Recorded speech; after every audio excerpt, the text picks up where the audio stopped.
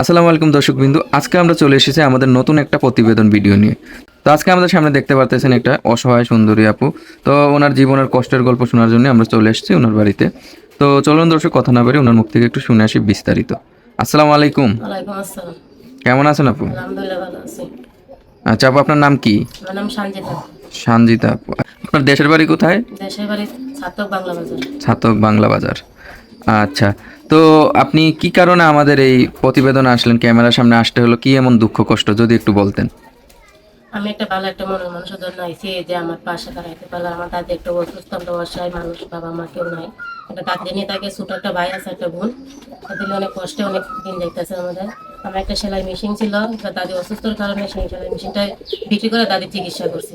কিন্তু কোনো মানুষ যদি আমার পাশে দাঁড়ায়, আমার আমার সাথে থাকতে চায়, আমাকে সহযোগিতা করে, আচ্ছা আচ্ছা, মানুষ যদি পাই আর কি। মানে আপনার বাবা মা নাই? বাবা মা কি হয়েছে? বাবা মা চলে গেছে।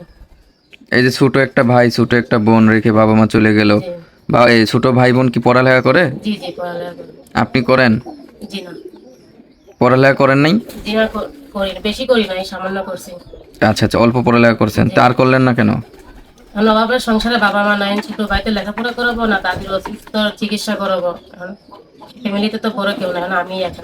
আচ্ছা আচ্ছা, তো ফ্যামিলি চলে কিভাবে? আমি এখন মানুষের বাসায় কাজ করি, আগে সেলাই মেশিন কাজ করতাম, মেশিনটাতে বিক্রি করে দিচ্ছি, মানুষের বাসাতে কাজ করি। আচ্ছা আচ্ছা, আপনার দাদু কি অসুস্থ? জি দাদি অসুস্থ। উনি কি আগে কাজ কাম করতো? ওনার হ্যাঁ, সম্পত্তি আগে নাই আপনাদের? বিনা সম্পত্তি বেশি নাই, যে গঠুকি আছে। এই ঘরটুকি।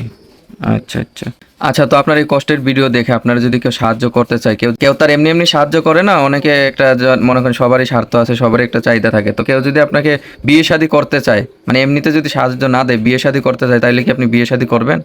অবশ্যই যদি বিয়ে শাদী করতে চায় তো অবশ্যই বিয়ে শাদী বসতে রাজি আছে। আচ্ছা, বিয়ে শাদী করবেন, জি আর কোনো আপত্তি নাই তো? জি না, কোনো আপত্তি আচ্ছা, না আমাদের ভিডিও অনেক দেশি ভাই আছে, বিদেশি প্রবাসী অনেক ভাইটাই আছে।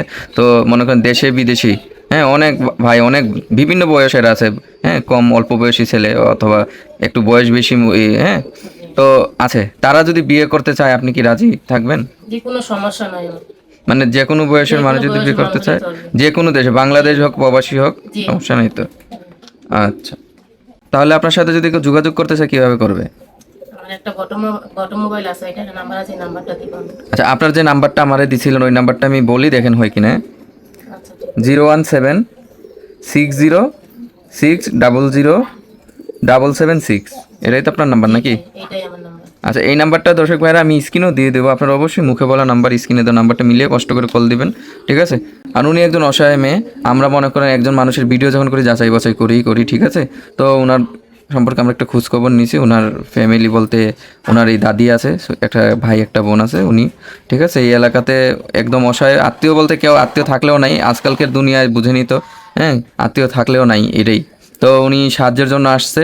এখন উনি বলতেছে যদি সাহায্য তার এমনি এমনি কেউ করে না, যদি বিয়ে শাদী করা লাগে তাহলে করবে, হ্যাঁ তবু ওনার একটা সাহায্য, একটা মনের মানুষ দরকার, ওই হিসাবে আসতে। তো আপনারা অবশ্যই যদি ভিডিওটা ভালো লাগে, আপনাকে ভালো লাগে থাকে, তাহলে ওনার সাথে যোগাযোগ করবেন।